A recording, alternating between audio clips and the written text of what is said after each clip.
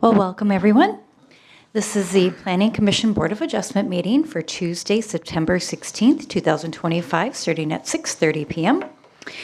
We will start the agenda with a call to order, and then I ask everyone here to rise, face the flag, and let's say the Pledge of Allegiance.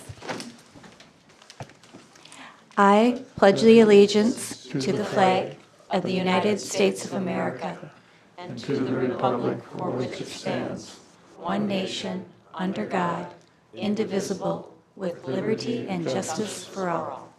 Thank you. And we'll begin with a roll call. If we could have City Planner Jerry start us off with that. Ayers? Here. Brisbane? Here. Weaver? Here. Tice? Here. Zerden?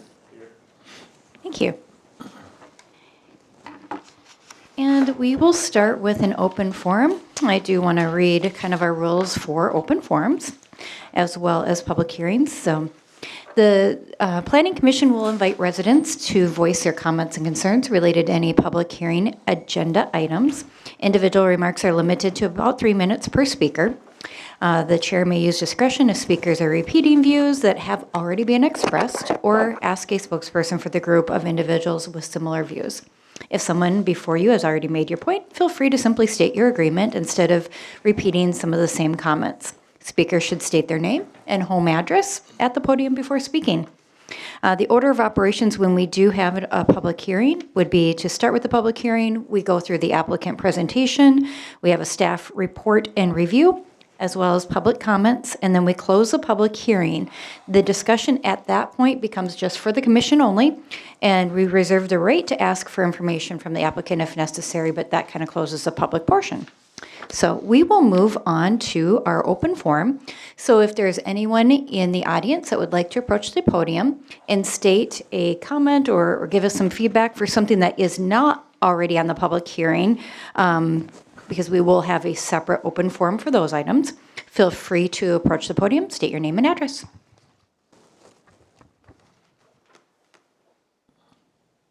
Well, without seeing anyone approaching, we're going to continue on with approval of the August 12th, 2025 minutes.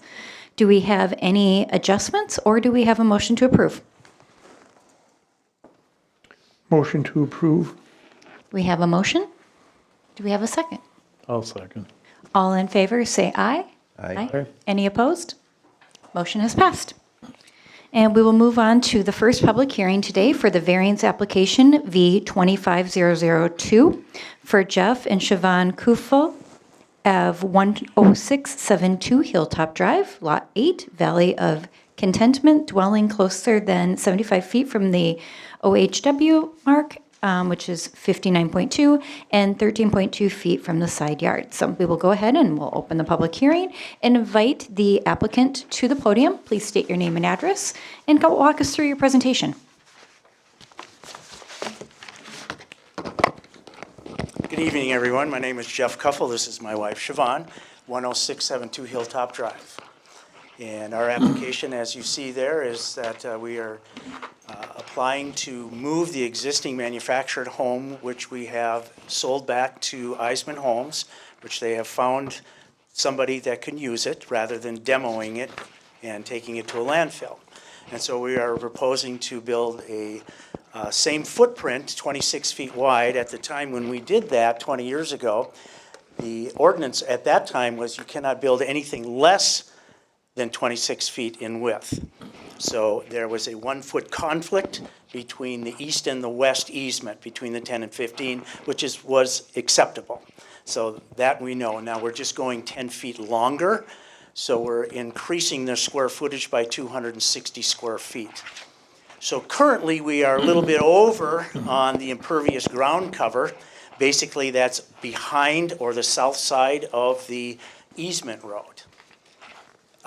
That has been corrected already. That has already been seeded and grown over. So we are down now to about 21.8 as proposed in the paperwork there. We have an extensive water runoff plan that will be followed, which you guys have a copy of. That's right from the designer of the landscape company that Cross Lake Builders use. Their Vice President, Tom Novak, is right here to answer any questions on the building. We have also contacted Crow Wing County Land Use Department in person on several locations, and they gave us the pamphlet to follow the shoreline restoration. And basically, when we did this 20 years ago, half the property from the shoreline to the existing old cabin that was built in '39 literally was washing and falling into the lake. So our first order of business that spring of 2006 was I brought in 10 yards of washed sand, wheelbarrowed it down to the shoreline, got on my hands and knees and stuffed it under where it was, the whole thing was falling in. Then we followed the 5 criterias to secure that shoreline so it wouldn't fall in any further. Now there was 3 main washouts. Both sides of the stairs on that survey you see were completely washed out all the way up almost past the existing fire pit. The other one where those little stairs are off to the east side, that's the remaining part that was washed out. We put those stairs there so we could carry the docks up. Those stairs now are going to be removed, and we're going to continue the boulder and the shoreline containment. So there will be, as far as any runoff, there will be runoff protection, containment, and control completely, as followed by the Crow Wing County Land Use Department in that zone, as it states in the pamphlet. And so I went there to get the permit to do that, and they said that permit comes from the city of Breezy Point, or whatever city you're in.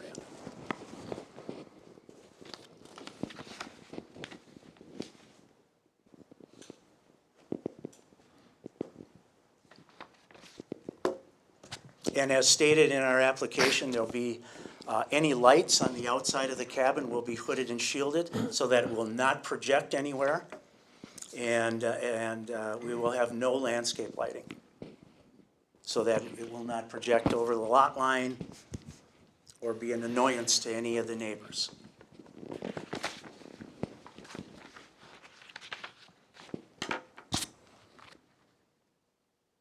Do you have any questions for me? Are you keeping the fire? The fire pit's there. Yes, you're and keeping we're that? going to keep that. We're going to take those, all the pavers that are existing there, they're 20 years old, they're worn out. Those pavers in that fire pit will stay. The pavers that go along the east side of the house and going down to the east side where those 4 steps are, those will be removed and not replaced. So basically, the only pavers we're going to have is from the parking area back to where the side door is where we're coming in. We're going to have the pavers where the our deck is going to be, basically the patio area, and then a set of pavers down to the main stairs going down to the lake. So your impervious basically got gained by the garage side of the road, correct? Because of, yes, actually the buildings, the 3 buildings on site, and I don't know what the code is for the number of buildings you can have on a piece of property, but the garage, we applied for the permit and was given the permit for the garage. We didn't need a permit for the shed because that's under, it's 120 square feet. So the permit for the garage was given, and it was, we built and signed off on, and everything was coded. And so there actually is, if you look at the survey, from the west property to the east property, there's up to a 10-foot drop over that 50-foot span. And in some of those areas, it was quite severe. So along that whole east side of that lot line, from the back road all the way down to the private easement road, I put up a big boulder wall and leveled it so there is no water running off to the east section, which is lower than ours. Now, the west section that's above us, 3 properties to the west, is continually higher, and there was quite a bit of runoff that came through there, and I had a big pile of black dirt back there that I kept repairing all the runoff and seed, and I finally said, I'm done repairing and wasting my time.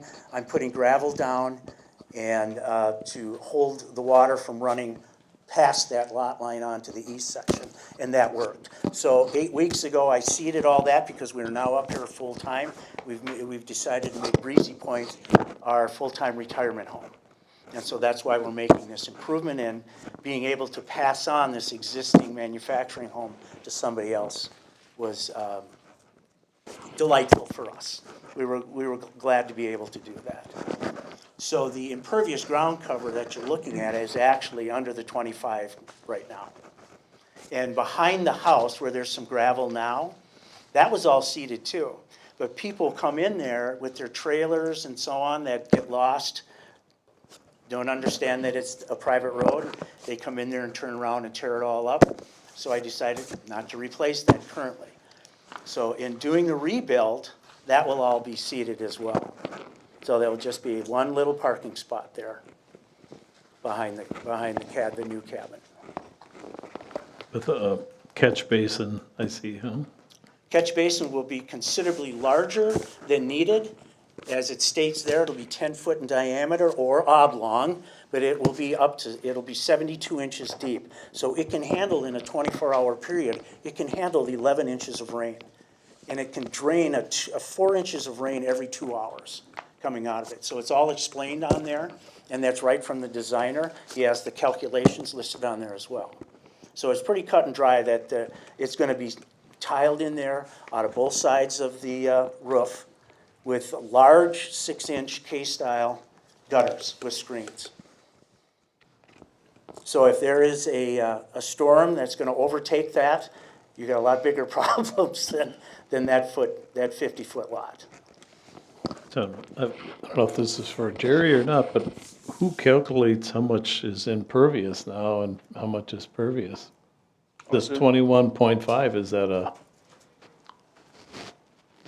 calculated number, or is that a? That's calculated from the surveyor. Sorry to interrupt you. Is I know it? You're asking Okay. him, but that's right on the survey, and that's right from the surveyor, Widseth.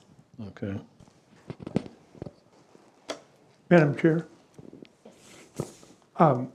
Was any of your seeding done on Class 5 gravel? Yes, it does. Now, underneath there is, in Class 5, there isn't a lot there in depth, because like I said earlier, I put all black dirt in there, and we put some Class 5. What you have to understand about Class 5 is it has lime in it. Grass loves lime, and it grows very well. All you have to do is give it consistent watering to get it going, and it's pretty much all covered now. The problem is that Class 5 gravel is impervious. It can be considered that, yeah. But it was put there, as I explained earlier, to keep the runoff from going off onto the east property, which was coming from the west property. I guess my concern is that if you seed it on top of Class 5 gravel, that does not reduce your pervious surface. Well, according to the surveyor, it does, because that was at his suggestion. Widseth Company told me that would be acceptable, and it's listed right on the survey. Could I ask that question of the city planner? Jerry? I have not had that conversation with Winseth. Okay. I took the application as it is. I would have the same concern that because the Class 5 was put there and it was considered impervious before, it hasn't been removed. So it's probably still impervious. Well, I can tell you this, I've stood there in downpours, watching to see where I need to improve the area so that there wouldn't be any runoff. There's no runoff coming off there that I can see. The runoff comes through the private road from 3 properties over. And it comes in, it cuts in a big groove in front of the shed on there, so much so that it exposes the cable wires coming through. And so I have to repair it after a heavier storm. I'm not repairing anything else than that easement road where it comes from 3 properties to the west, because it's higher. And obviously water runs downhill. Again, the concern is that if you seed it on top of Class 5 gravel, you did not reduce the impervious surface. Well, that's what Widseth told me to do, because that's what they say they do in a lot of cases like this. He says, you need to seed that. Just put it right on top of that gravel. And so I followed their direction, and I sat back there with a hose, and I watched the rain. And it comes, I have gutters on my garage back there, and it's all channeled so it doesn't run off onto anybody's property and it soaks in. Does it run toward the lake? No, because it's up the hill away from, it's on the south side of the access road. So it runs on our property and stays there.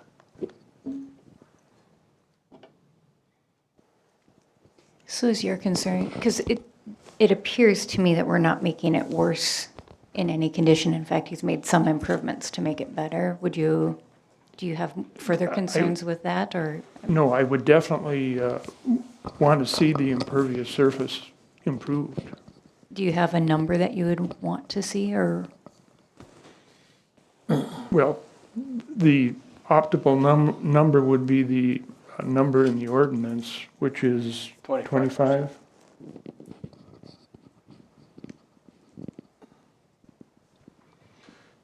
But if Witseth says it works, they're the engineers, were not, I'm not. That is correct, sir. That is correct, and I questioned him also about it, and he said, we do this all the time because we have engineering degrees. And I met with Widseth 4 times after they surveyed the property to go over this, to make sure that we could get that down. And that's where the 25% impervious, the extra is, that brings it up to 43.1, is back there, away from the lake, away from the road, and it's contained within our property. So was the class 5 all the material towards the garage? Yes, Coming up that, yeah, it's all, coming up that hill or? correct. Okay, It's all in the garage, and back to the garage, and then back to the platted road. that's where all the class 5 is. Yeah. Okay. And then right, of course, right behind the cabin, Right. where the parking area, where that's gonna be all tore Right. up anyway. Does that road wash out at all, that private little road? Would you like to see a video of it? I'm sure it does. Oh, sure it does. I have a video on my phone if you wanna see it. I've had to repair that, private road many times over the last 15+ years. And I bought more gravel to bring in there to secure that road in front of the shed. And I've even gone down the road to the west where other people live, and I filled up the holes in back of their places as well.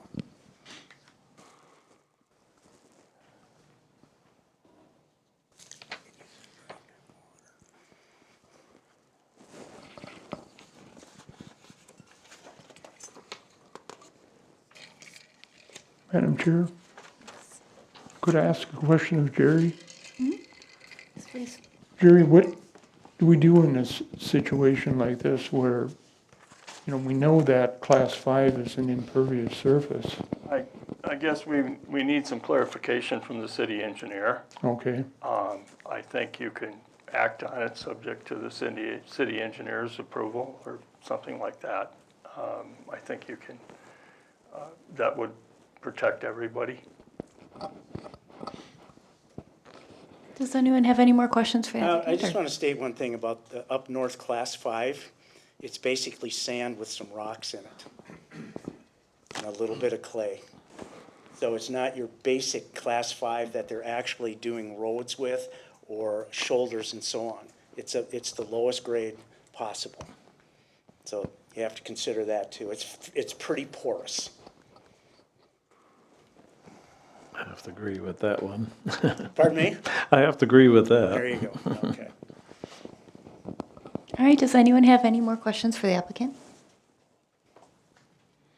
Thank you. All right. Thank you, guys.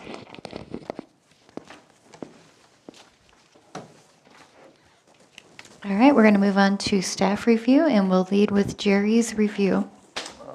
Okay, again, this is variance application 25001. The applicant is Jeffrey and Siobhan Kuffel. Legal description is Lot 18 is Valley of Contentment. The address is 10672 Hilltop Drive. The zoning of the property is R2 unsewered. The applicable codes are 153.032, 153.044, 45, and 153.120. The request is to move the existing structure, which is 26.7 feet by 48, and construct a dwelling that is 26 feet by 58 feet, 59.2 feet from the OHW, 75 required, 13.2 feet from the west side yard, 15 required. I might add that it is in my report, but the existing 26 by 48 structure, if that were removed, there would be no problem with putting back a structure the same size on the same footprint. Property, again, is located at 10672 Hilltop Drive. It's lakeshore property in the south shore of Lake Osawatomie. Access to this and adjacent properties is via private easement that bisects the Valley of Contentment subdivision. Variance, again, for the existing dwelling was granted in 2005. Mr. Kruffel is proposing to construct a new dwelling at the pre-existing OHW and the side yard setback that's pre-existing, 10 feet from the east side yard and approximately 23 feet from the edge of the easement that bisects and provides access to the properties.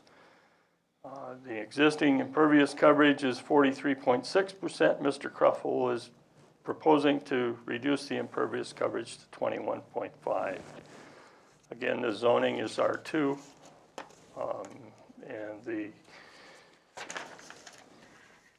variance is a legally permitted deviation is provided by MS 462.357, subdivision 6, and may be amended from time to time from the provisions of this chapter as deemed necessary by the Board of Adjustment, when the strict interpretation of the ordinance would create practical difficulty and be impractical because of circumstances relating to lot size, shape, topography, or other characteristics of the property, and where deviation to the ordinance with any attached conditions will still be in keeping with the spirit and intent of the ordinances. Variances cannot create a land use not permitted by the zone. Variance review. Variances shall be decided within a reasonable time with consideration for the following. The strict interpretation of the ordinance would be impractical because of circumstances relating to lot size, shape, topography, or characteristics of the property not deemed by the landowner. The deviation from the ordinance and with attached conditions will still be in keeping with the spirit and the intent of the ordinance. The land use created by the variance is permitted in the zoning district. The variance will not alter the essential character of the locality. The variance is not for economic reasons alone, but reasonable use of the property does not exist under the ordinance. The applicant contends that the practical difficulty is, and I've left that blank because I think that's the applicant's obligation to prove what the practical difficulty is. The impervious coverage is proposed to be 21.5. The use is consistent with the character of the surrounding neighborhoods. The following finding of fact may be used to support denial of the variance request. The Planning Commission Board of Adjustment finds no practical difficulty exists. The following may be used to support approval of the variance request. The property pre-exists subdivision and zoning regulations. It's a 1941 subdivision. The impervious coverage does not exceed 25%. Again, the practical difficulty hasn't been stated. If improved, the following may be conditions of approval. Minimum first floor elevation of 1209. That 1209 elevation is prescribed by floodplain in the area. Elevation and building setbacks to be set and staked by a registered surveyor. Gutters to be installed on dwelling to contain, direct, and treat surface water.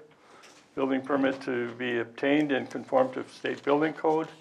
applicant to work with Crow Wing County Soil and Water to develop lakeshore landscape plan. And because of the conversation that we've had earlier, one of the other conditions might be that the drainage and water containment plan, impervious coverage, be reviewed and approved by the city engineer.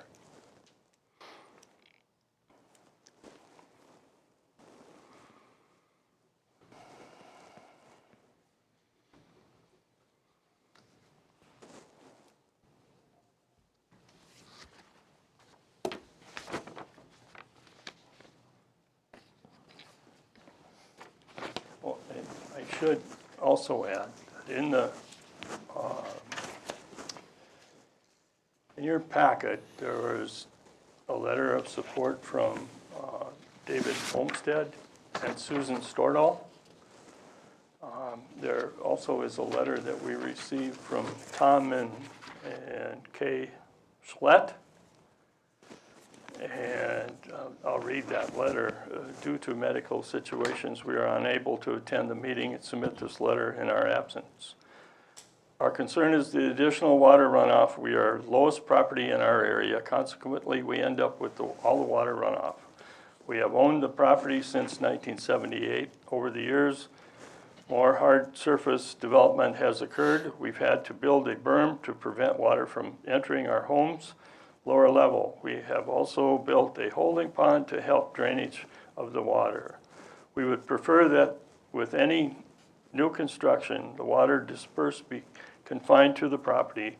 That involves not just this applicant, but all future applicants in our area. Thank you for your time to hear our concern.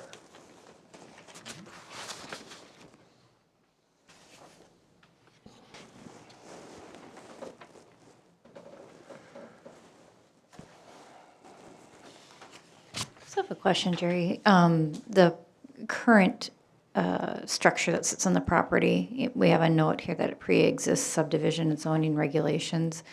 Does that mean literally there were no zoning regulations that we're aware of when that was moved onto the property? There was a pre-existing structure, and I think one of the exhibits in there was a cabin that was prior to the modular home that was moved in. The modular home was moved in, and there was a variance granted for the 59.2 setback and the 13.5 setback. That was granted 2005. So what really pre-exists zoning and subdivision regulations is the actual platting of the Valley of Contentment subdivision, which was done in 41, I think. It's pretty typical lakeshore situation where land was subdivided and platted with at the time that it was subdivided and platted, people were thinking about 24 by 24 cabins or, basically trailer houses and those type of things. And today we're looking at 1,200 square foot houses and minimum sizes and those type of things. So the situation is situation has really changed. We could recall you up during. I'm done. Thank you. So I have a question for you, Jerry. You said earlier, if he built the 2648, he could just come in for a permit. Right. Since it's pre-existing, it's the 10 feet that's, 10 feet's causing the re-evaluating the variance application. right, It's a different application than it was then. right. It's good that he's trying to change this impervious, I think.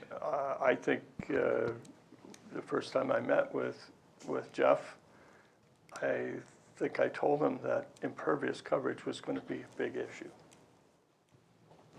If it wasn't on a lake, maybe not quite a big issue, but still an issue. Actually, a bigger issue on the lake. Is it? Yeah, it's a Yes. bigger issue on the Well, lake, it's a right? bigger issue than it is in the middle of town here, because here it Right. gets absorbed. Lakeshore properties, a lot of it goes straight into the lake, carrying whatever they carry, what Mm-hmm. Yeah. it carries. And the septic is across by the garage, I assume. I think believe it's across the easement, yes. Yeah, I think I see it there. And we don't contend with the well, so that could be, The well is licensed by the state County. of Minnesota. right. Okay.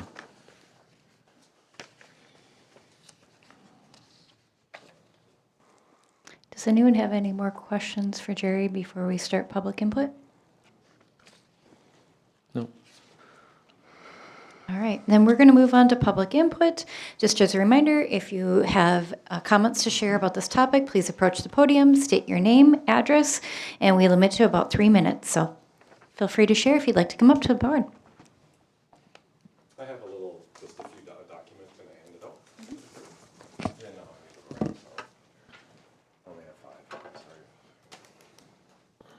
Thank you. I was hoping for a projector. My wife and I, does one say my copy on it? No. I have an extra. oh, thank you. My wife and I live in Apple Valley. She's a teacher and couldn't be here today. And we've been neighbors to the east, that first picture, with Jeff and Siobhan for about 20 years now, or 17, 18 years. So ours is the red cabin next to theirs. So reviewing the plan, our number one concern is the proposed retaining wall that is on the front of the property on the lake side. Picture 1A at the bottom of the document, and that was on his elevation plan that he submitted, or that was submitted. So on the left hand, it shows we have a fire pit area, and then the picture right below it is the elevation. The red would be the elevation of the proposed wall. So we would actually, at our fire pit area, and that section of our lawn, be looking at a 4 to 5 foot retaining wall as it's facing the lake and then returning to a 0 elevation towards the cabin.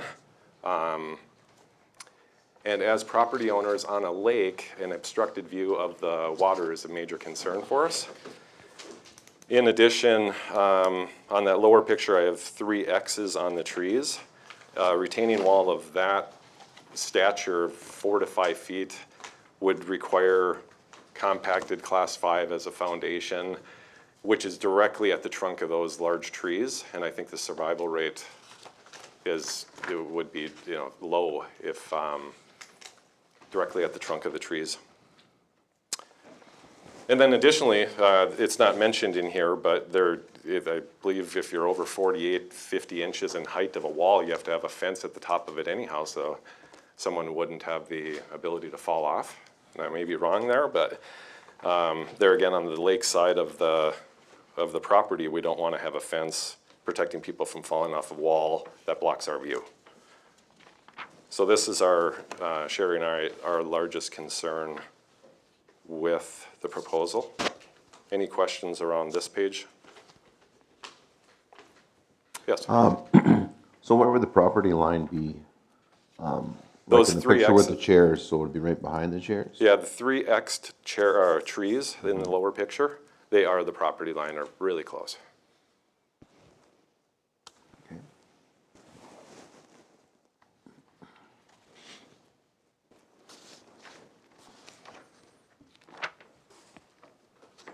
And we want, just to end this page, we want Jeff and Siobhan to have a nice lawn. We want them to have a flat property. And we did meet with them around this. We just can't give up view or being down towards our lakefront, looking over to the left, and there's a large wall that we're staring at. We don't think that's acceptable. And I don't want to run over time. I know you guys have a lot to do. Page 2, we talked about runoff extensively. It is a concern, such as Tom and Kay had put in their letter. I have that one picture 2B on the right-hand side that has the arrows. So there is the middle arrow, water coming down the road that we talked about, and we all agree it's a existing issue in this area, and that hits us and it hits everyone to the west. We have from Jeff and Siobhan's the arrow on the right with a larger building, 10 foot longer with a larger roof. We're concerned about water containment. I was not privy, other than a hand-drawn drawing of a containment pond. So if that's in place, if there's gutters to a containment pond, and the math on the containment pond is good, I'm good with that, so I won't beat that one to death. The other one that we were looking at was the, alongside in that shadowed picture, the gutters, the darker red, and then the lighter red, that area of landscaping being pervious, so fabric versus plastic under the landscape rock would be a preference, so that absorb as much as possible. Our property right to the right of that picture is obviously lower, and we're concerned about water coming down. But it sounds like full-length gutters, retention pond, that has math behind it. If that checks out, we're good. Lastly, on the last page is just the discussion around impervious surfaces. We are, and I have to keep going back to that elevation view, the one that's on the screen right now, that it is at 43.6%. To get access to the garage from the front of the lot, it has to be a driveway. So to get his boat up the hill, to get access to the garage, that area is compacted and a vehicle needs to go up it. So my question is, what is impervious surface? What's the definition by Crow Wing and by Breezy Point? Is a northern, southern, whatever, class 5, it's rocks, it looks like to me, with grass coming up between it right now. Does that meet a water runoff or help us to reduce water runoff in this valley? Because up until right now, up until the grass was planted, we were dealing, myself, Tom, Kay, down the line, are dealing with a almost 44% impervious, so it was going somewhere. Of course, to the lower properties, which I'm one of them. And that's been reduced since the grass has been planted? Well, it hasn't rained much, and I don't believe, Jeff and I, we had a discussion, Siobhan was there, I disagree that a 7 to 8% slope, mainly, if you look at it, small pebble rocks with grass coming up between, that does not shed water. Jeff believes that it does. It absorbs all the water before it hits the end of the hill. I do not. So my question is, what is impervious and who makes that determination? And I heard we have an engineering department in the city that could monitor or give an opinion on whether that's acceptable or not. And then just lastly on that, the 10-foot longer building, we don't expect Jeff and Siobhan to solve the water problem in this area of the Valley Contentment. We just ask that we're not adding to it, or if we have the opportunity during a new build to alleviate additional water issues, let's do that.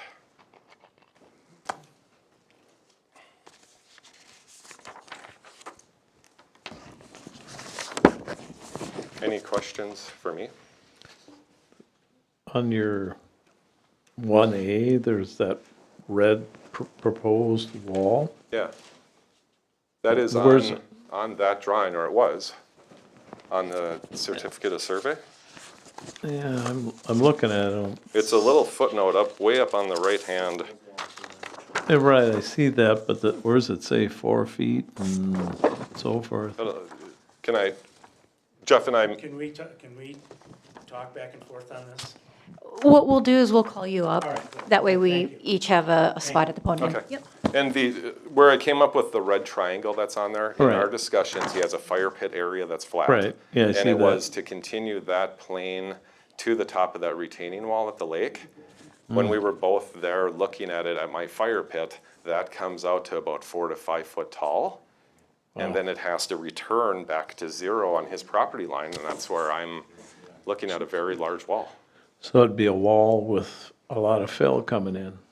Yeah, and I can't speak to Right, all I know is you have to retain it at the top of the riprap that he has, and as it comes back to 0 grade, that return wing on my side is a substantial return, or a concern for us. It would reduce our enjoyment of the lake.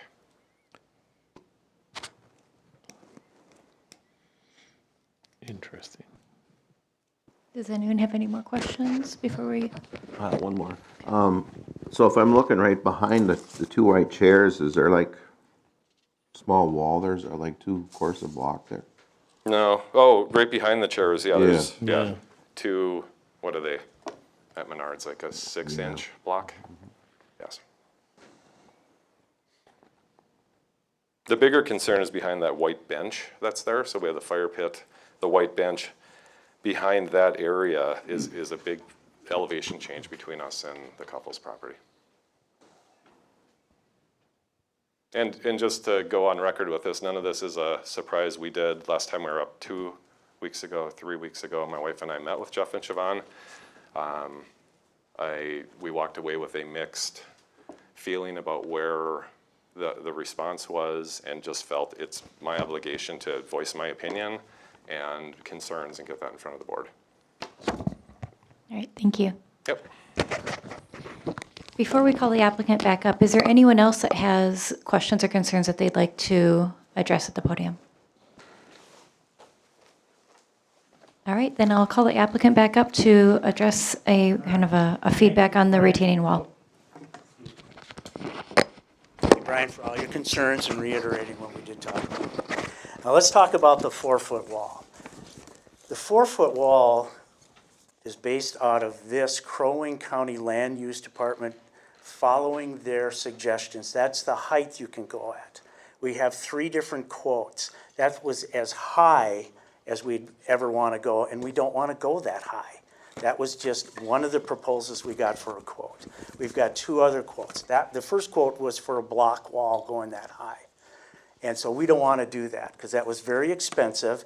And even before he said anything to us about their concerns about their line of view, we weren't going to do that. So we're going to consider the landscaper with Cross Lake Builders. One of their proposals was just to put up 2-foot boulders straight across there. Those steps are going to come out. We're going to even off that. And the concern is runoff protection, control, and containment for that wall, and that wall only is for that purpose, so that there's no more runoff coming off, because it does slope. To the west properties of us, there's a hump. And I'm on the downside of the hump, and Brian and Sherry are down, they're the lowest part. So coming up their lot line, as Brian was explaining, we're gonna berm it, is what we decide to do, is put a berm there, so we're not building it up very high, but yet, once again, the water control, containment, and protection will be in place. That is our main focus there. We certainly don't want to take any line of view away from them. We can't see through their shoreline because they have a tremendous amount of foliage there. Now, when we bought the property in 2005, like I explained earlier, that whole front half of that property was washing into the lake. There was 2 big stumps that were left there. There was a big tree that was cut down, and it was left in the water that I had to take out. When the Olmsteads came in, next to us on the west, they cleared out their shoreline and opened it up. So now there's clearer view from Brian's part, which wasn't there before. In June of 2024, when that storm came through, 4 of Olmsted's oak trees came across, fell on our property, and the 2 oak trees that are left, one by the steps and one in front of the fire pit, are severely damaged, and they look like palm trees, and they're hanging off to the side. The landscaper says you either take those down now before we do anything, or if we come in and do landscaping, those trees will fall the next storm because they've got full of mushrooms and they're all rotted. He says, then we'll be doing your landscaping all over again, and now you're gonna have to deal with the erosion protection, control, and containment, which is the main focus of that.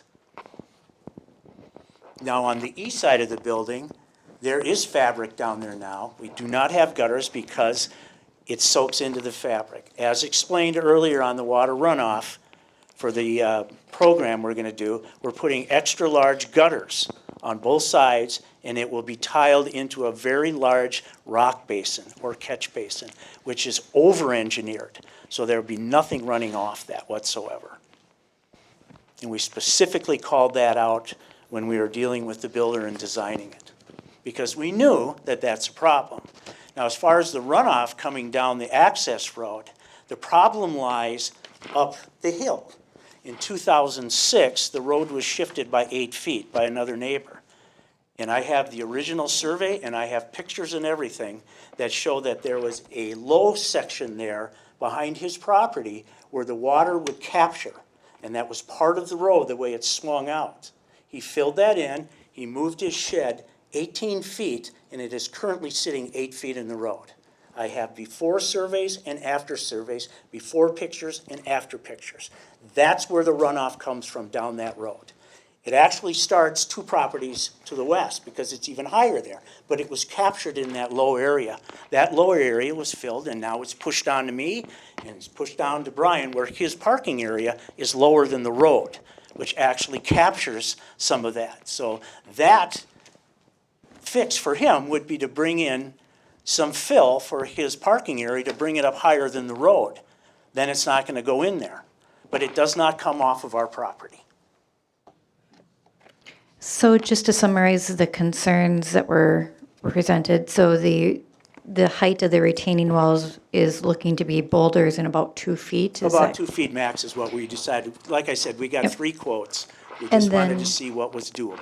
And then you're using fabric and not plastic on Oh, the... absolutely. Okay. Absolutely. Following all the directions from the Land Services Department. There's 5 criteria for shoreline management. We followed all of those. And then I do have a question too, because it was brought up here as well, that really the sole reason why you're here is because you're building it 10 feet longer. Otherwise, you wouldn't be in front of us and the impervious coverage would stay where it's currently at, potentially. Correct. So my question then is, what is the practical difficulty of not going 10 feet longer? If you stayed within the current bounds and didn't approach us, what is the practical difficulty or the Practical reason difficult- for yes. adding I the got 10 you. feet? You cannot use the same slab. The slab has to be excavated. Now okay, so the manufactured home is a 26 by 48. It's on a floating slab. It's only 15 inches deep. It does not have in-floor heating. It's basically got a crawl space between it, and there's blocks all the way around it. You cannot build, and nor does Eisman Homes or any of the other prefabbed homes offer a home that is 26 by 48. I looked into all that. We've spent years looking into all this stuff. And so it just came to, because we decided to make Breezy Point our retirement home and to pass this on to our family.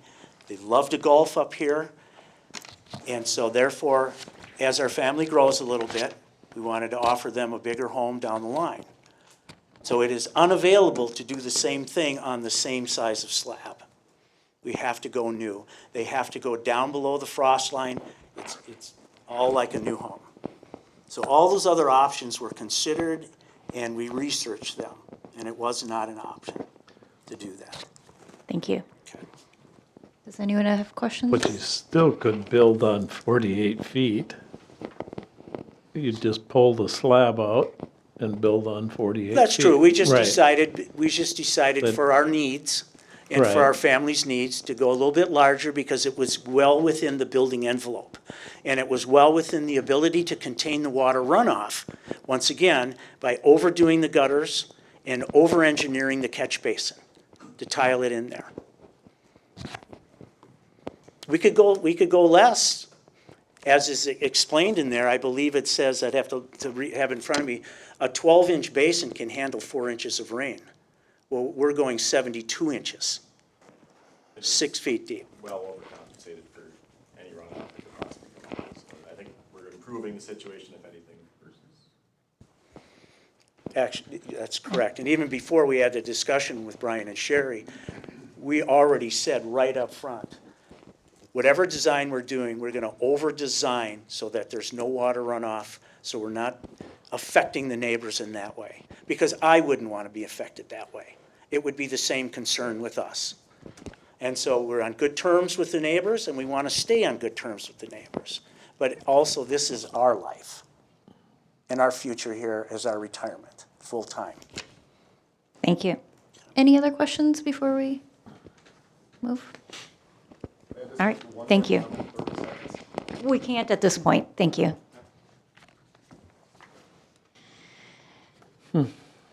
All right, so we will close the public input and then move on to the discussion for the commission.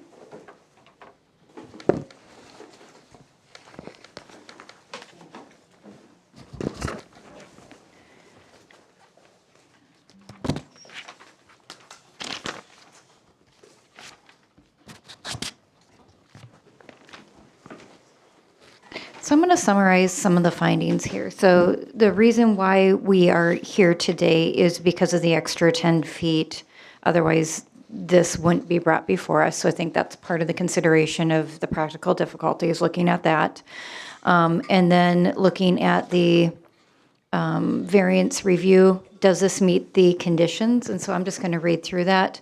So variances shall be decided within reasonable time and considerations for the following. So 1, the strict interpretation of the ordinance would be impracticable because of circumstances relating to lot size, shape, topographic, or other characteristics of the property not created by the landowner, which I would say is true. That was as noted here, the lot size and so forth was a pre-existing subdivision that had, before we had current zoning. 2, the deviation from the ordinance with any attached conditions will still be in keeping with the spirit and the intent of the ordinance. 3, the land use created by the variance is permitted in the zoning district where the property is located, which is true. The variance will not alter the essential character of the locality, which is true. The variance is not for economic reasons alone, but for reasonable use of the property that doesn't exist under the ordinance. So those are the items that we have to review as part of this condition. The findings, practical difficulty stated by the applicant is that due to the current footprint size, building for the type of home is not available. The other findings are the impervious coverage proposed is 21.5, where regulation is 25, so that would be bringing it well under. The use is consistent with the character of the surrounding neighborhood. So opening up for commission comments or review, or if somebody is ready to make a motion. My question is, if this gets approved and the city engineer looks at it, what happens then, Jerry? If he approves the plan and the fact that it's impervious, Right, it's null and void. If in fact he finds issues with it, we will have to correct those issues. So I think we just make that a condition and then let the experts decide if that meets it. handle that. Okay.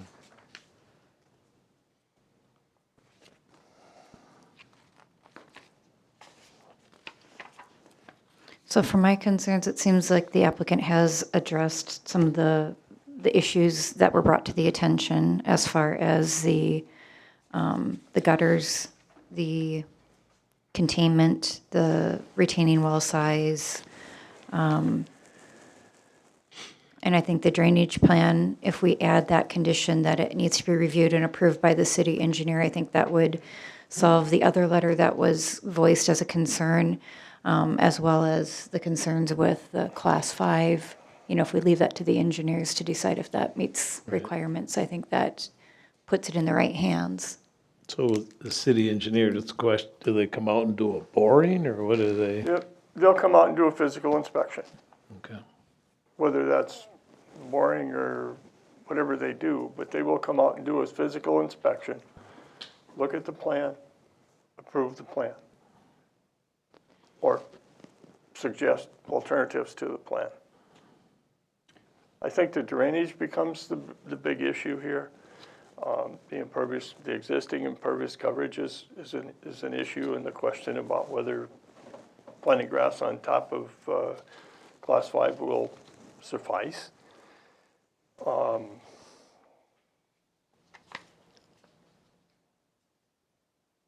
And I think there's a concern that neighbors have to work together. And I've been in this business too dang long not to know that it's hell when you can't live next to somebody and talk about your problems and try to solve them together. And I know that's editorializing and I shouldn't be doing it, but I can't pass it up. And I think we see it over and over and over again, and it makes our jobs terribly uncomfortable. And I'm sorry if I'm online, but on the retaining wall on the lake, all that I asked Sir? for is a plan. Sir, we've closed the public hearing, so unfortunately, we can't take additional comments. I know his comments were out of line, but that is true. I mean, it is kind of open-ended, this, what it says on the plot plan, what it kind of retaining wall, but if you read it, it proposed wall to prevent runoff. Well, and I think we could put in there, as the applicant stated, that it would not be higher than, say, 2 feet or something to that nature as far as the retaining wall. If we wanted to add that condition, I think. Yeah, certainly I could. think it needs to be in there because this is so open-ended that, I mean, it doesn't even really look like a wall if you look at their survey. To me, It's future. proposed. And there should be something there to keep the water from running down into the lake. That's the whole point.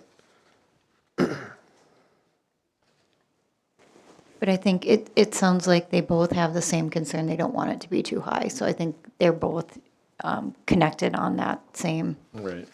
So if we want to put something in there about height, or if we wanted to just not make it so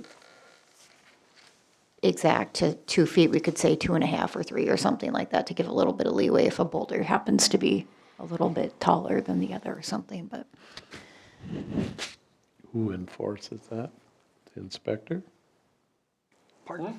Who enforces that? The retaining wall? Yeah, I would suspect that the city engineer, when he looks at the plan, will look at that and say, okay, is this acceptable? all right. We can if you make it a condition of the variance, Right, our staff will be out there too. And quite frankly, if you make it a condition of the variance, if there is one, believe me, the neighbors will tell us that there is something wrong. What would do you have a proposed height? 2 foot, I guess, you know. Do you want to 2 have a foot. little leeway in case there's a boulder that's a little bit taller? Or, The neighbors here, let's ask them. okay. Would you be willing to, What's acceptable between the two for the height of the retaining wall? Yeah, I don't know that it's tough to imagine sometimes what it's gonna look like when it's done.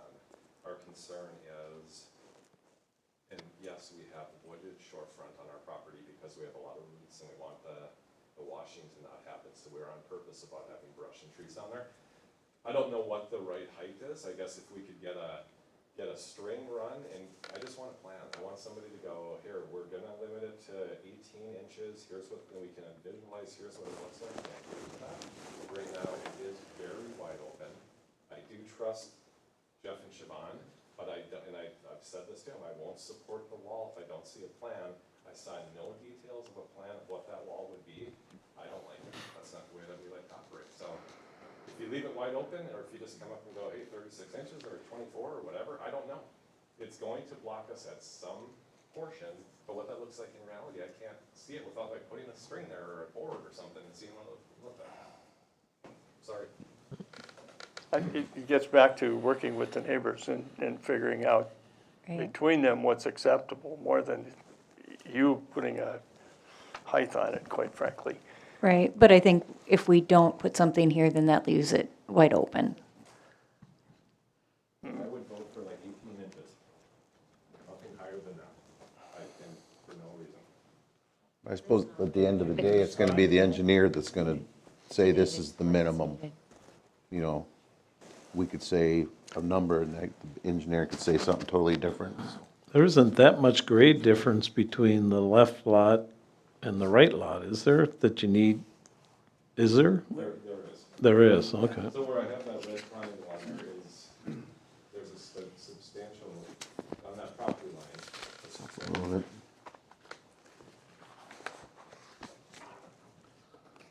So Jerry, if we did put that, it just has to be approved to the minimum approved size, would that, I'll or offer- minimum approved height for an engineer to approve the proper retaining, would that be acceptable? Because we do need a retaining wall there for water runoff, so we have to have some protection, I think, listed in here. The matter is of the height, which we can't determine what's necessary to prevent runoff. So I'm tending to think that we leave that to the engineer to look at and say, yep, this is, But hasn't this been like Satisfactory. this for 50 years? I mean, why all of a sudden the concern on the runoff?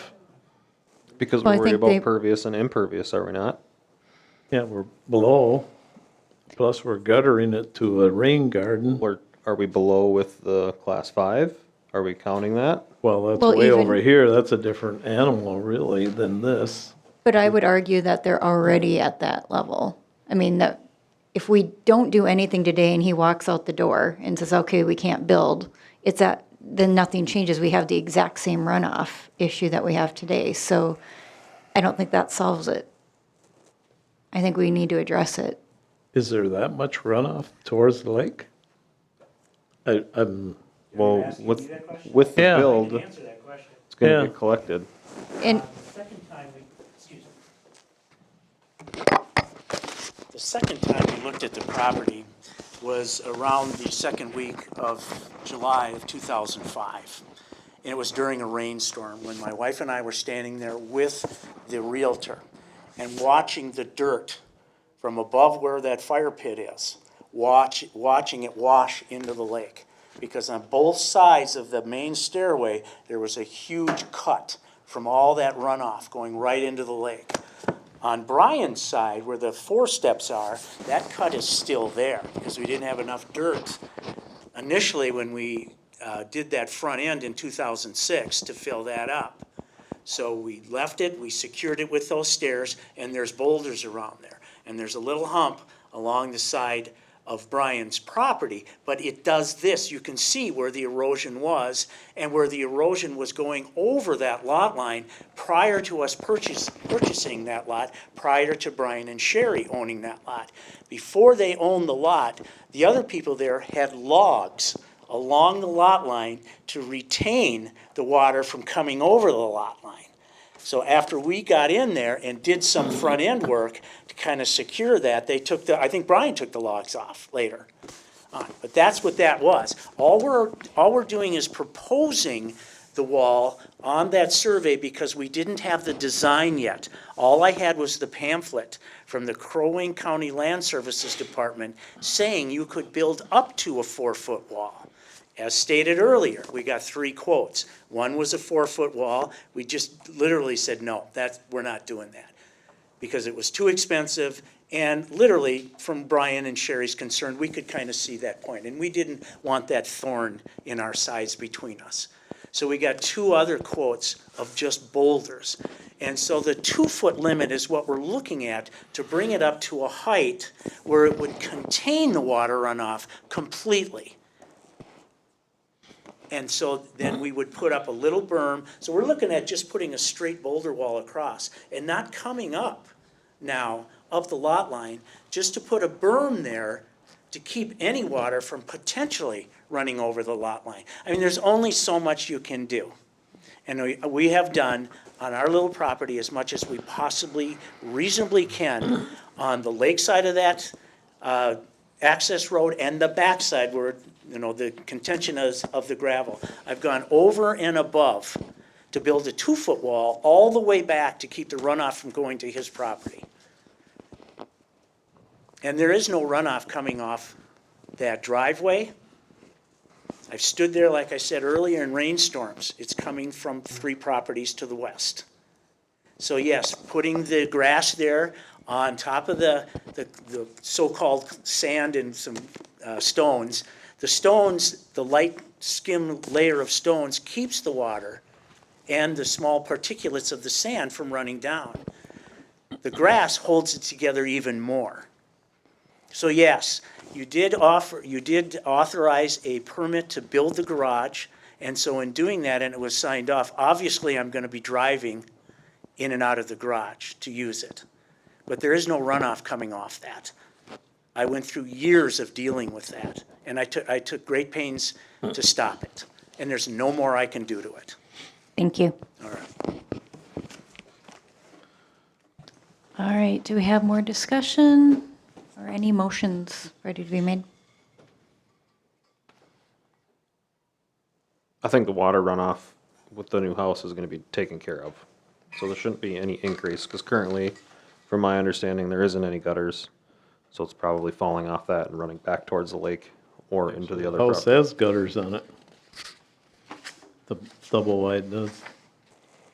But it's just going into the yard. Now it's Yeah. going into a catch basin. Right. It's gonna be into the ground. That's true. So that's all taken care of. The extra 10 feet is taken care of, Right. in theory. My big concern is this proposed wall now is so open-ended. But we don't know that it turns up. It doesn't show that on the drawing. There's just a line coming across where it looks like he has a beach, Right. and it just says wall. There's nothing there that says it turns back up the property line. And as he mentioned, he just wants to put a straight wall across of 2-foot boulders, just to retain the sand from washing into the lake and along with any other things that shouldn't be going into the lake. Yeah. And I think if we just add that in there, to specify the retaining wall as a boulder wall of 2-foot boulders, I think that would be sufficient to. It sounds like they're already planning on that, but we can make that a point. So hearing this, I'm going to make a motion based on what I'm hearing everybody say here, that we approve the variance. The findings that would be used to support this would be that the property pre-exists the subdivision and zoning requirement or regulations. Impervious coverage would not exceed 25%. The practical difficulty is due to some of the footprint and issues that were previous to the lot. And we would approve with a couple additional conditions. One being the minimum that the first floor elevation is 1209. B, elevation and building setbacks are to be set and staked by the registered surveyor. C, gutters will be installed on the dwelling to contain, direct, and treat surface water. D, building code permits are obtained and conform to the Minnesota State Building Code. E, applicant will work with the Crow Wing County Soil and Water to develop the lakeshore landscaping plan.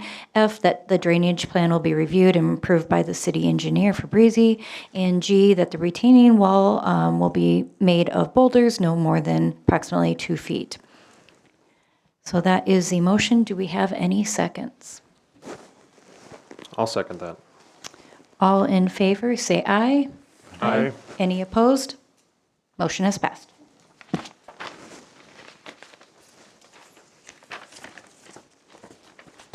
All right, now we are moving on to public hearing for rezoning request, White Birch Inc., request to rezone one portion of Outlot A, White Birch 7th Edition, R4 to RC Resort Commercial, and rezone portion of Outlot B, White Birch 7th Edition to RC to R4. So we're going to open the public hearing, invite the applicant to the podium, state your name and address, and walk us through a brief summary of the application.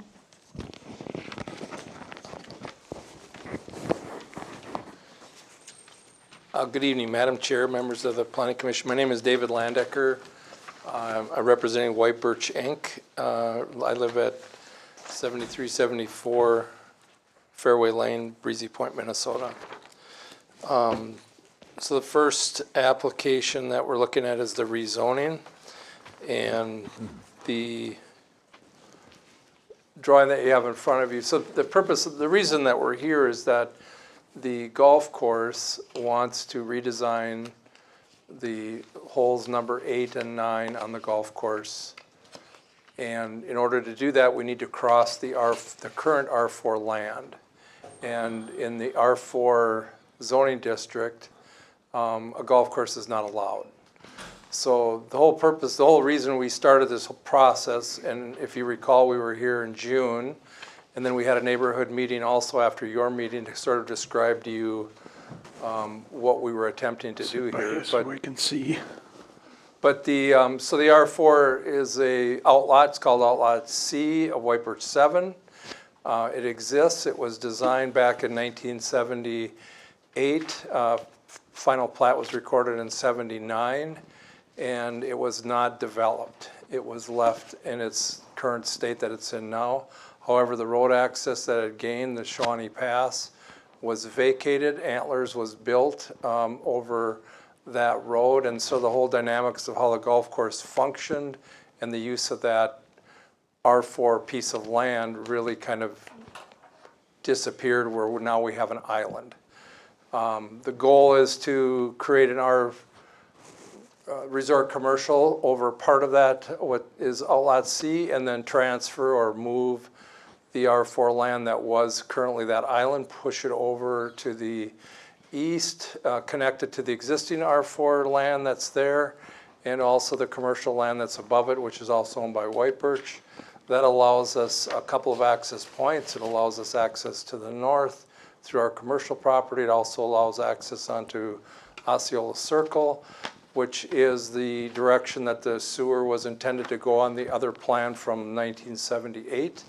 The sewer was all coming downhill. That's a down slope, and would have ended up in the Osceola Circle area. It would still be the same today, except now we actually have a connection point there where there was really no connection point previous to this. So that's the purpose of the rezoning.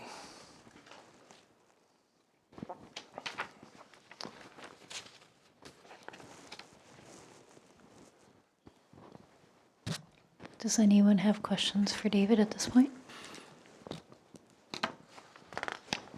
No. Thank you. Okay. So now we will go through the staff review. Jerry, could you lead us through this? Well, the staff review is minimal in this case, and I want to preface the staff report by basically saying that there's 3 requests here.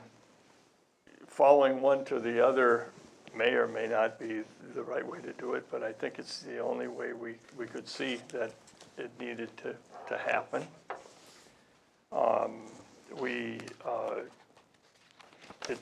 It's complicated in some ways, but hopefully we can get you through it.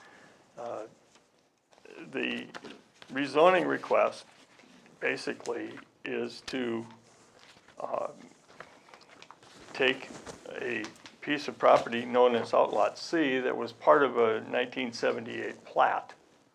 And in the 1978 plat, they platted outlots, and the golf course is an outlot, and the treat area, the island that David talked about was considered an outlot at the time, and the area around it was all part of the golf course and the outlot. Their proposal is to take the R4 island and move it to the to the east, and to take that additional area that they're moving over to the east, putting it on the west side of the Outlot C, and make that part of the golf course. I think the whole proposal here is part of a redesign of basically holes 8 and 9 of the White Birch Golf Course.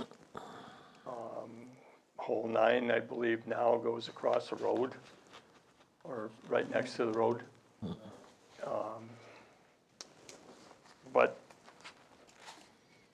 they're basically taking the east and west hole number 9, moving it to the south, and they're taking the north and south hole number 8 and moving it to the west. That's their proposal. In order to do that, they need to create a zoning that allows for a golf course, and the R4 does not. That said,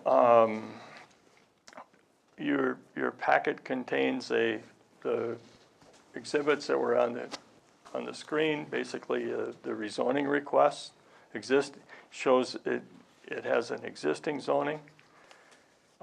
It has the 153.034, which is the text of the zoning ordinance, which reflects the R4, and 153.039, which is the text of the zoning ordinance, which reflects the resort commercial.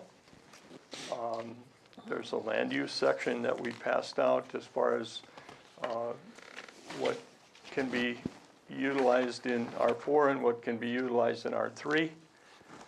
We have also attached in your packet a copy of the land use section of the comprehensive plan. And I would also tell you that we received a letter from Jesse Haddovick and Ken Mahoney about the rezoning request. And if it's appropriate, I'll read that letter at this time.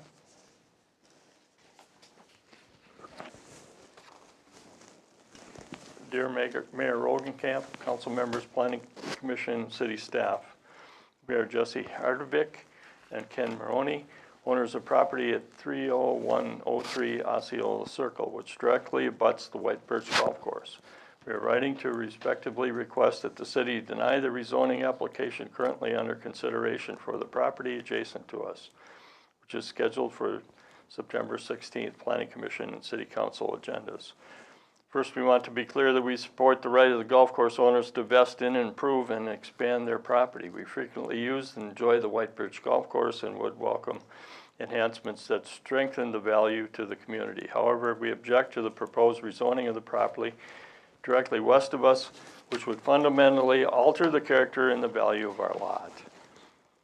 Our property sits approximately 100 feet from the red tee boxes on hole number 8, and the small wooded buffer between Osceola Circle and the fairway is part of what makes our home so desirable. Contrary to the applicant's statements at the June 10th, 2025 Planning Commission meeting that Osceola landowners are not focused on the golf course, our decision to purchase the property in 2016 was explicitly based on its golf course location. Since then, we have invested substantial time and resources in renovating our home, creating a second residence that we and many families and friends we bring to Breezy Point enjoy year-round. When these lots were platted in 1979, those on the west side of Osceola Circle were marketed and sold as premium golf course lots. The current proposal effectively removes the premium by relocating holes 8 and 9 and creating new golf course lots to be sold to future buyers. This would directly diminish the value of our property and those of our neighbors. We are also concerned that this rezoning application has not been accompanied by a corresponding amendment to the city's comprehensive guide plan. As you know, land use designations and zoning classifications must remain compatible. At the present, the golf course is guided as recreational development, yet the proposal seeks to shift recreational development in an area currently guided as medium-density residential. This inconsistency requires further review and explanation. While we recognize that part-time residents such as ourselves may not vote in Breezy Point elections, we are nonetheless important contributors to the city's tax base and the community life. Approving a rezoning that devalues existing properties in favor of new development sets a troubling precedent that should concern all property owners in Breezy Point. Golf course redevelopments are sometimes necessary when a course fails to remain viable, but this is not the case here. White Birch is thriving and seeking to expand. We support its improvement, but do not at the significant expense of existing property owners. We encourage the developer to explore alternatives that achieve their goals without undermining established golf course lots. For example, access to existing residentially zoned land could be created from Dove Street between holes 6 and 7, similar to Suffolk Drive entrance, resulting in a residential enclave surrounded by the course without restructuring the value of the existing properties. We respectfully request that this letter be shared with the Planning Commission and the City Council members and be included in the public agenda packet. We appreciate your time and consideration and would welcome the opportunity to discuss this matter further.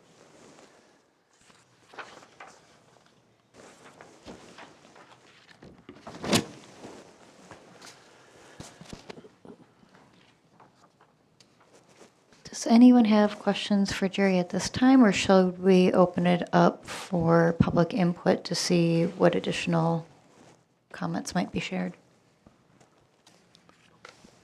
All right, so we are going to open it up to public input. If anyone in the audience would like to share comments or ask questions, feel free to approach the podium, state your name, address, and you'll have approximately 3 minutes to share your input.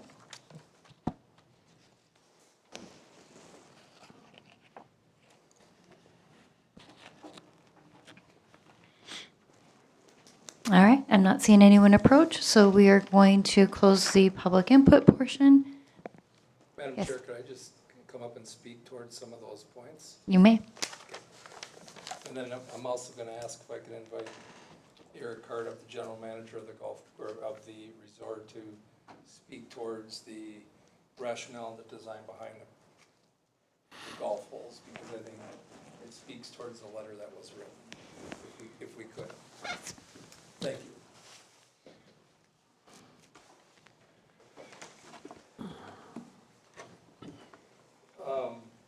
So part of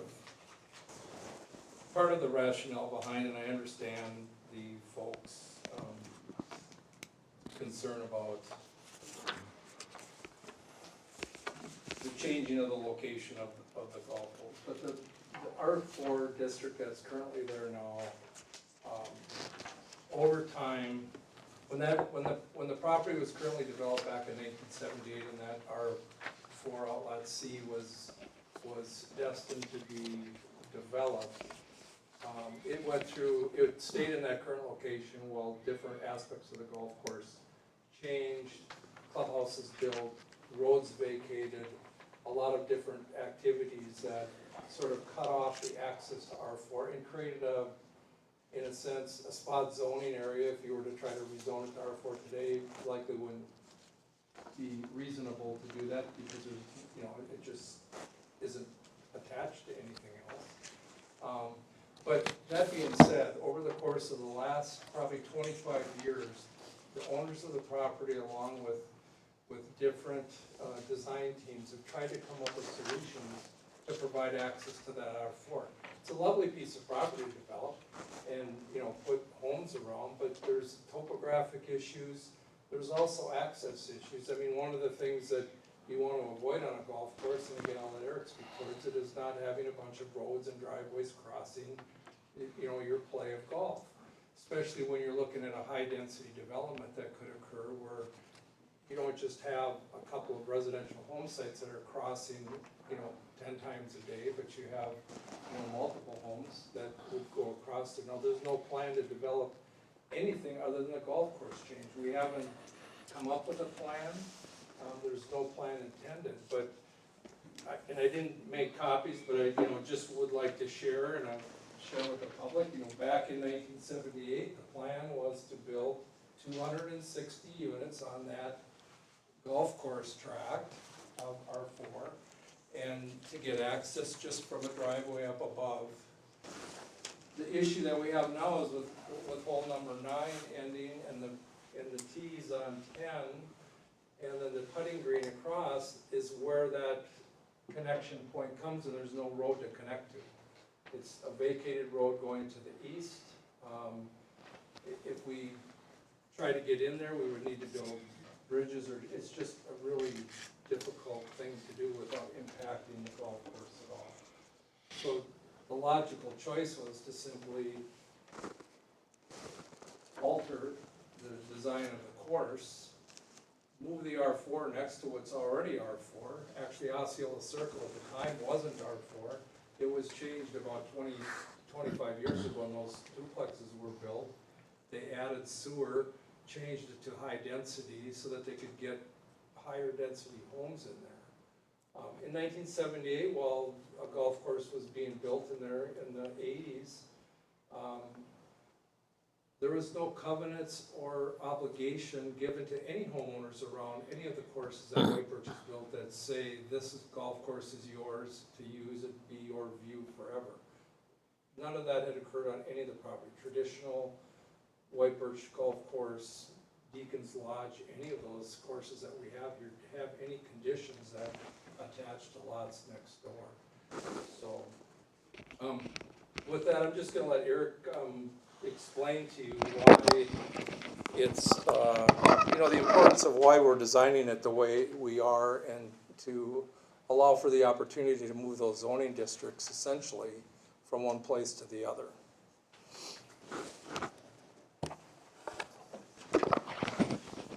Thank you, David. Thank you. Just to address some of the things that he talked about right there, he talked about the reasons for switching, and I want to give a few of them. Incidentally, ironically, whatever, we've got another project that we're pushing forward with at the same time, and one of the biggest concerns that was brought up in regards to that one, that development, is safety. And with all of that being considered, there's two big, well, several, but I'll focus on the two big points for changing this. One of this is by bringing 8 back west and then 9 north, which is the proposal for the golf course. One, we're going to stay further away from the homes that would potentially have been in that area that David was saying was set up for that. We're moving everything further that way and towards the clubhouse to where we finish on the clubhouse. Something that the golf course, the people alluded to in that letter right there, where they were talking about the no need for improvement and there's no reason to jump in and do anything right now because it's doing great as it is. White Birch was always intended to be a reverse finish where holes 8 and 9 would actually be 17 and 18. But if you are a golfer, you know that golf courses don't like to end on par 3s. There aren't very many. In fact, I think there's only 11 in the country. And the way that this would currently be set up that way is for hole 9 to end as a par 3 right there. Well, other than the fact those 2 holes are terrible, switching it around and making it end on a par 4 brings it right up to the clubhouse. And so all of the people who are around there, everybody who's able to watch it finish, it provides a much better finish as far as golf goes. So safety was taken into consideration, topography was taken into consideration. By taking it south and along the north edge right there, we're able to preserve that whole tree line that's along that side right there, so we don't feel like we negatively impact anything in the surrounding area. If anything, we think we make it better from a visibility or a beauty side. There was something else that you brought up. I'm trying to think of what it was. We did have the architect look at everything that was up there, and based on the description from the letter and where they were talking about where their home is and that cluster of trees that's right there, that they feel they're on the golf property and we're changing what they're doing to that. That cluster of trees isn't going away. The tee box that's right there is still there. The development for holes 8 and 9 is not removing their block, their zone that's right there. It is altering 8, but I was hoping Mark Johnson might be here. But 3 of the 4 home sites that end up with the most golf balls out of all of the golf holes at our entire resort are all right there. Top of the hill at the right. So it'd be 1, 2, 3, lots 4, 5, and 6 on the right-hand side up there end up with more golf balls than any hole anywhere except for 18 on traditional on the entire course. So as those neighbors have voiced many times to Mark Johnson, with the golf balls always ending up in their yard and golfers always ending up in their yard, we feel like this definitely fixes that problem. So as safety and all that goes, we thought that was a huge benefit, and the architect said that's one thing that everybody should appreciate, and we agreed with them. Thank you. Does anyone have any questions? You know, I'm just curious, would you maintain the new RC or let it grow wild? So the R4 district that, so you're talking about hole number 8 and 9 that are there No. currently as they exist. What would happen to them once we redesign the course? Right now, there's no plan for that area. It's still fully irrigated. We don't intend to remove the irrigation that's there. And because the irrigation system is actually a relatively old irrigation system, it would be kind of difficult and dumb for us to shut off that whole area. It would cost us a lot more money to go through and redo it. So my understanding of it is, yes, we would let it go natural as we are with the traditional, but I think it creates more of a woodland and natural zone than anything for right now. As David said, we have no plan, no drawing, no anything else for anything that's up there, so. Bless you. So you wouldn't plan on mowing it? No. Okay.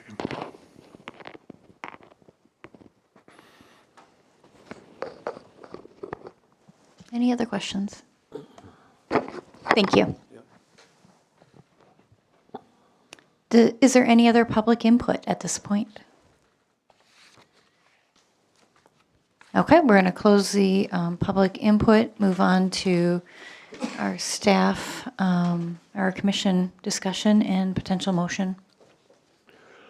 I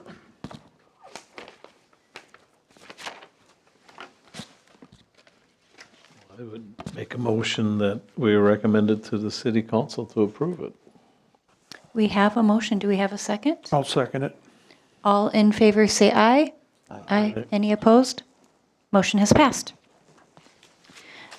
All right, we are moving on to public hearing to vacate utility and drainage easements within Outlot C, White Birch 7, and utility drainage easement across from Outlet D, White Birch 7th Edition between Osceola, I'm not saying that right, Circle, and Outlot C, White Birch 7th Edition.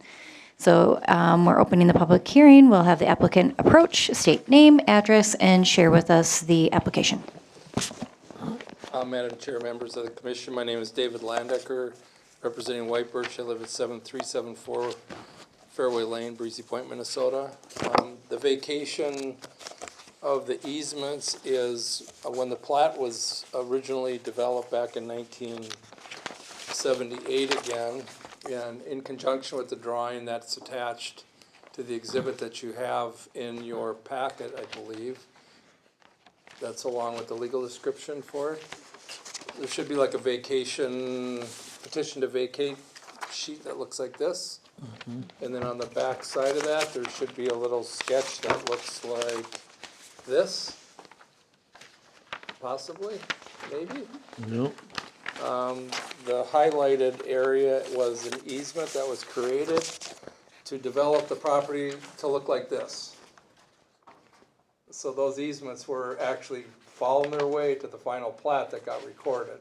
So they're public easements, they were dedicated in the plat, and as such, they exist out there today, but there's really no purpose for them. I mean, this plan that sits here would not be one that would ever be considered for development today by your city standards. And so the easements are sort of a nuisance, so whether we went forward with platting or rezoning or anything like that, the easements in a sense should be vacated simply from a matter of standpoint that they were developed for something that's obsolete today and likely wouldn't be needed for anything and sort of are in the way of any sort of use on that property. In the future, if the platted outlots or the outlot change that we just made, when that ever were to be developed, easements at that time, or public easements or road systems would all be part of how that land would get developed, and you would ensure, those accesses at that point, so. That's the purpose, is just as part of going through this and finding sort of some of those ambiguities, we found that and said, hey, we need to get rid of that at the same time. Any questions? Thank you.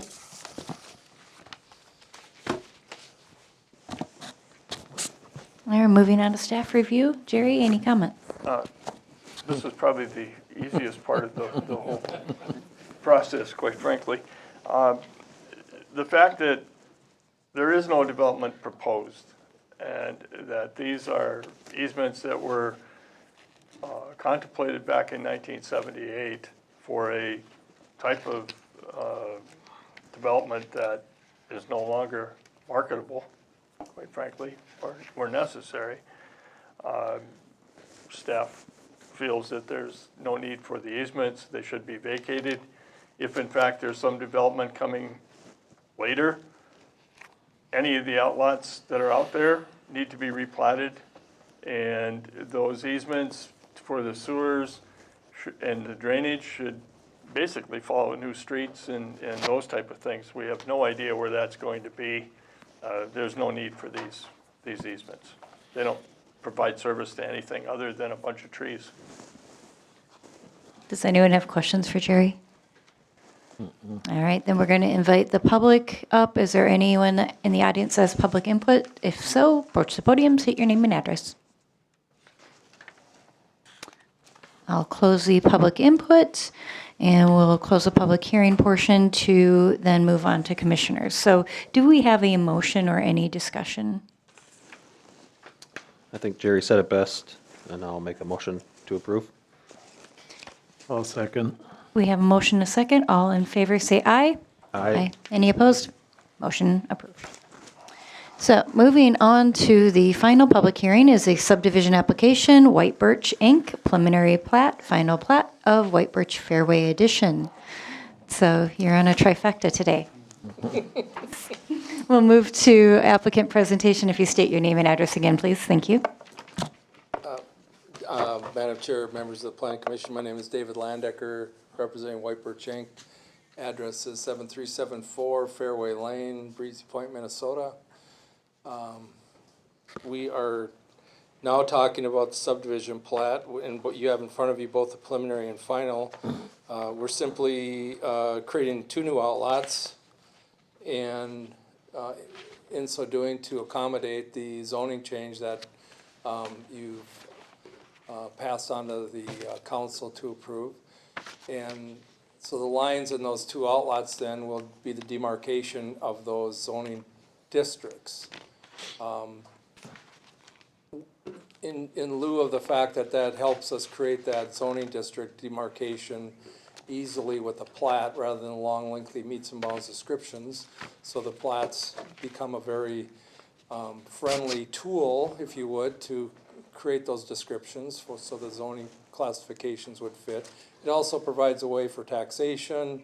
It also provides a way for us to, if we look at mortgaging or doing things like that, that we can separate entities of specific uses of land so that the outlot that adjoins the golf course would be combined to the golf course, and the lot that is not golf course would be vacant and be looked at it in that light. So pretty simple. There's no development planned, so it's just a fairly straightforward, large tract, if you would, subdivision. In the old days, somebody might have called it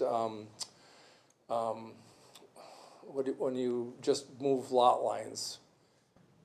You know, if we had the opportunity to just adjust lot lines, so lot line adjustment, may not even have to come here, but in today's, these are Torrance properties and we would need to plat it because we are sort of getting rid of outlot C, we're getting rid of the vacating the easements, and just sort of cleaning up the underlying legal descriptions, if you would. Okay. Any questions? One of them was, at this time, the owner requests that the park dedication fee be waived. So that's probably pretty typical, I would assume, on, because there's really not a development coming on until, correct? Yeah, I mean, right, so we've asked that your ordinance does state that when you plat a piece of property, that you should have a park dedication fee, and in this case, Right. because like I mentioned, it sort of was like a lot line adjustment, we're just kind of moving one 11-acre tract to another 11-acre tract, so to speak, and so we're not really developing it. There will be a time that will come where the Right. park dedication fee will play a significant role, I would Right. assume. And at that time, you know, it would be, and that's another reason for the subdivision to occur, is that when it's time for that park dedication fee to be determined, now we have tracts that are actually separated so that you can look at it and say, okay, this parcel is worth X. Right. Versus taking the whole chunk and then try to figure out where the subdivision lines are at that point. So we're being proactive in creating these development lines now for the future. And asking to waive that fee. And it's interesting, I suppose I could tell you, let's not waive it, because it might be a hell of a lot less today to pay it. And then I could arm wrestle with Jerry and say, hey, we already paid a park dedication fee. When I bring in a whole bunch of lots, and you could say, well, boy, we could have gotten this much more. But I think in the spirit of cooperation, it just makes sense for us to look at it down the line when we actually do develop it and replat it. Right. Whenever That's that kind of might what be. I thought, too, so. Thank okay. you. All right, we're going to move on to staff review. Barry, any comments? The staff would look at this subdivision as basically a temporary subdivision, quite frankly. It's designating a certain glob of land and that coincides with a proposed zoning. And that's really all it does. Any outlot that's created needs to be re-subdivided at the time that development occurs. So this is a temporary holding pattern, basically. There's really no, other than the applicant looking at some values and tax things and mortgage, easier mortgage language, there really isn't a lot of advantage to doing it. It could just stay vacant, but we view this as temporary. Staff has no problem with that.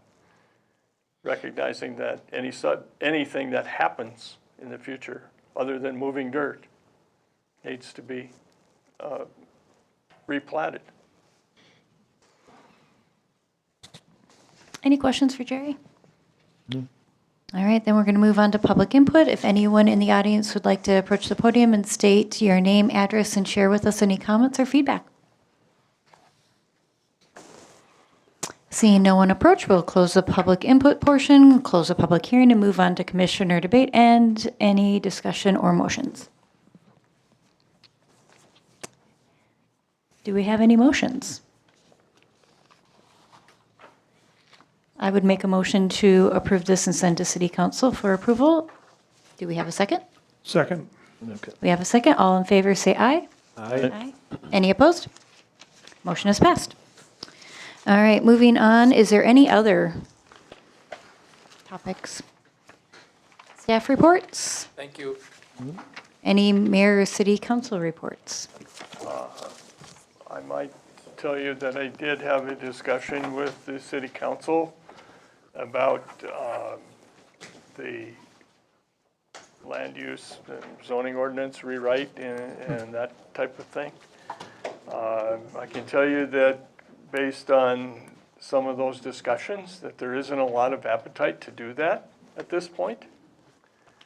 And they did ask us to look into just what the land use portion or the zoning ordinance portion of it, or the comp plan, I'm sorry, the comp plan portion of the land use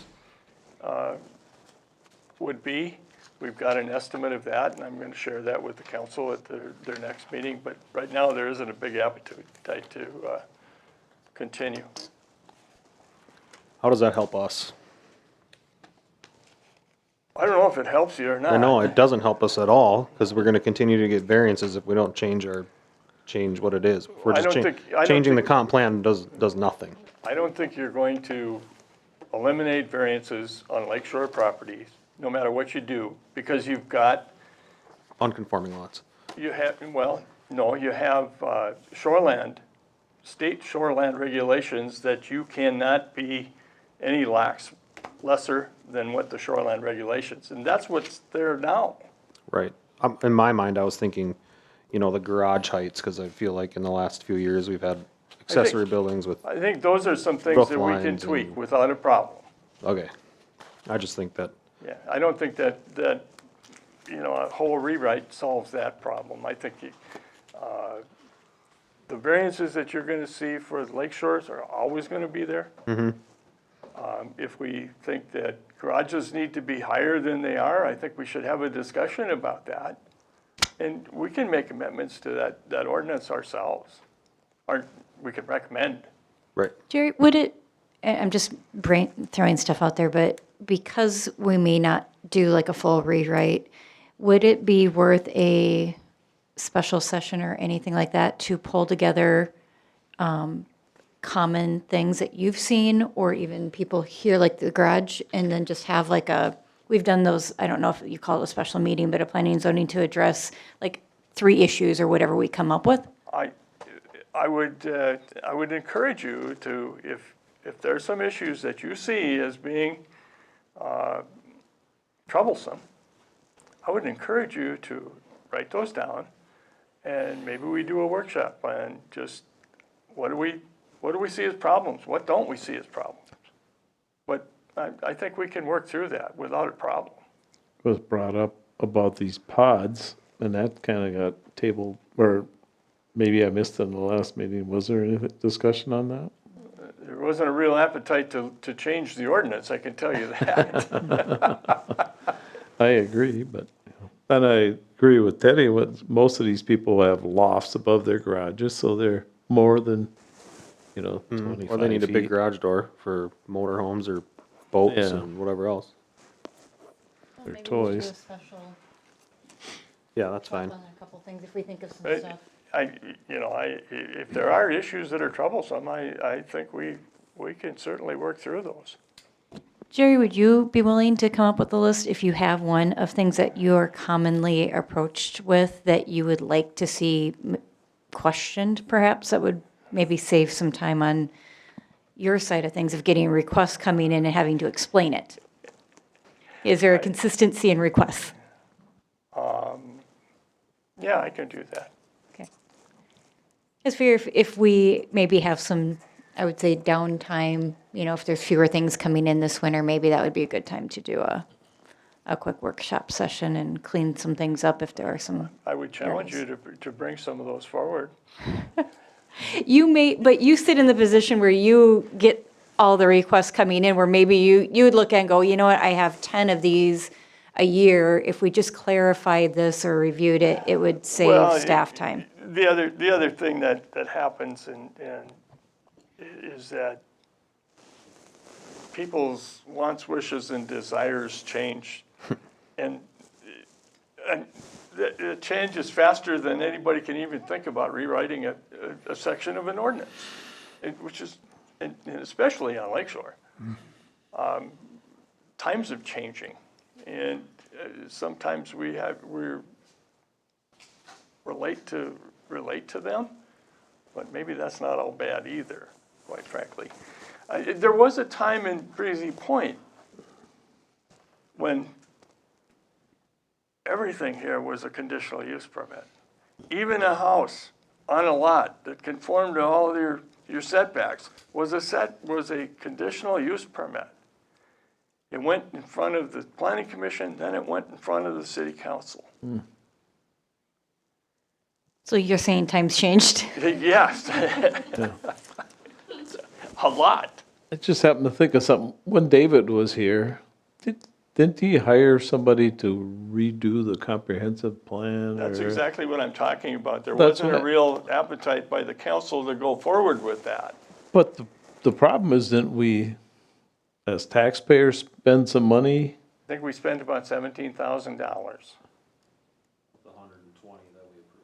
Right. It was 120 or something like that, if I'm Can we not split mistaken. that 5 ways? No. If I can comment, that wasn't levy dollars. Oh, That was to be funded with existing reserves. no comment. But, But yeah, so you know, that is basically tabled, Yes. which I kind of thought it should have been from the get-go, but, it was. I think that we're always going to be looking at variances. I think Oh, we yes. have to figure out what's legit and what isn't. I think that's a bigger question. Well, I guess my feedback then is to challenge us to come up with a list, if we think a workshop would be helpful. So to start thinking about So that. if you have and a come back. workshop, it has to be open, Yep. Well, that's fine. right? Like Teddy says, the peaks and, that one's always kind of confusing. Yeah, which is not really confusing, but for some people, it's confusing. That's why a rewrite, from my personal perspective, was a good idea, because it makes it much easier for whoever it is to understand what they're getting into and what is actually required. If they're not going through an architect or somebody that can dig through, the jargon of what is in our planning and zoning, it's different than if you one of the Breezy or Brainerd's or any of the other cities around us. They have pictures. Here's your property lines, here's your building envelope, this is what you can build in and on it, et cetera, et cetera. Ours, we have a chart, Yeah, and you're expecting, We have a chart, but we've got application forms that have exactly what you're talking about. I have never seen those application forms, so I'm just saying, from my perspective, Yeah, no, it makes sense for someone that is layman to go in there and be able to just see a picture, pictorial. And maybe we have that already, and that's great, I didn't know of. Well, I did have one other thing I just was thinking of to bring up. So thank you, Deb, for having the extra little blurb to be able to help set the tone. One thing, though, that happened again that I'm wondering what everybody's feedback here is on is that once we do close a public hearing, typically we don't invite people to Right, speak again, and then that right. kind of gets off track. And it Right. can be helpful, but it also does get off track. So right. I'm just kind of looking for feedback. Do we want to make a more firm, like, once we do close that public hearing, we close it? And it's now discussion here without bringing forth? Because I think once we do that once, then it just kind of snowballs. I agree, because somebody will come up with another idea and, Yep. I think once you close the public hearing, if you ask for information that you think is going to be helpful, I right. think that's one thing. But it's the free-for-all that gets you, and that's management. Yep. We have Sergeant at Arms. Well, it gets to be a little bit interesting because I can see where we ask the question and then that generates 5 more things and it kind of invites everybody like, oh, well, you did this, so now can I speak? And it just kind of snowballs from there. So I guess I'm asking for backing or for feedback or for however we want to do this in the best way. I'll help keep the decorum on that level, but I don't want to step out of line either. I think you're doing a great job of managing it. Well, I feel like to, We'll have a more formal setting again. yeah, That might help too. that might too. But it sounds like we're all in agreement that once we close it, we really do want to shut that door. And, I did tell the one individual, I'm sorry, we've already closed it, but I just want to make sure that everybody's in agreement that that's the comfortable thing to do. I agree, yes. Okay. Anything else? We got through this one? All right, meeting adjourned.